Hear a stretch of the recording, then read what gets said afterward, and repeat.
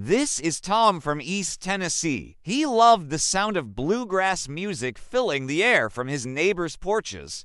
And no one played bluegrass better than his neighbor, Mr. Johnson. His banjo tunes echoed through the hills, drawing everyone in. Every year, they had the East Tennessee Bluegrass Festival where people shared music and stories. And this year's was coming up soon. Tom was excited. He wanted to understand the culture behind the music that had become the soundtrack of his life. One day before the festival, Mr. Johnson invited all the children to his porch for a storytelling session.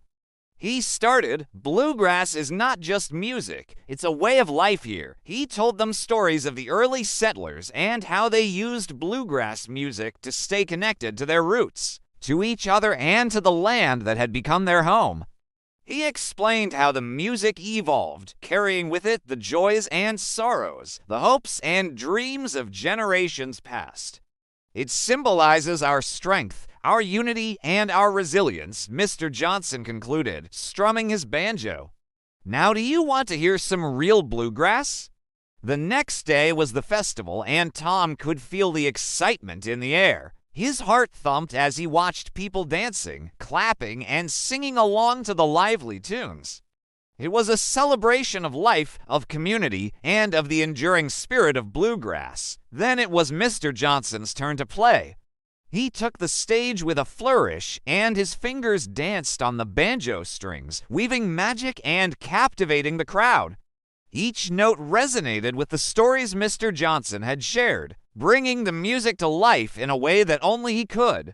As he played, Tom saw the connection between the music and the people, how it brought them together and made them feel part of something bigger than themselves.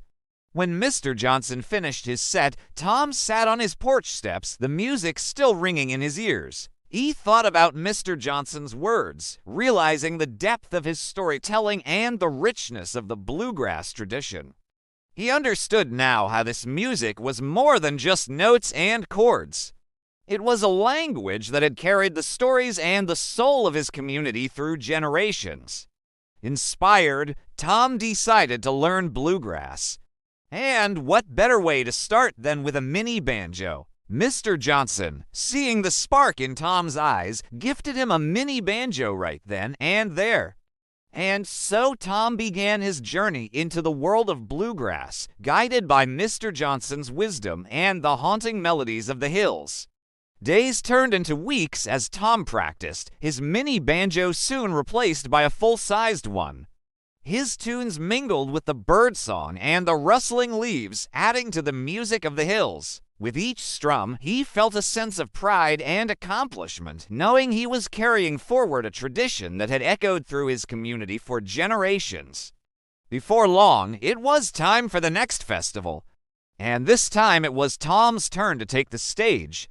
He stood there confidently strumming his banjo, ready to share the music that had become a part of him. The crowd cheered him on, their faces a mix of encouragement and pride. As he played, Tom knew he was more than just a musician.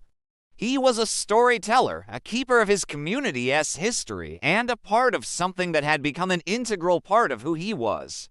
In the years that followed, Tom continued the tradition, sharing bluegrass with the younger kids, making sure the music lived on. For him, bluegrass wasn't just music. It was a part of their identity, a testament to the enduring spirit of his community.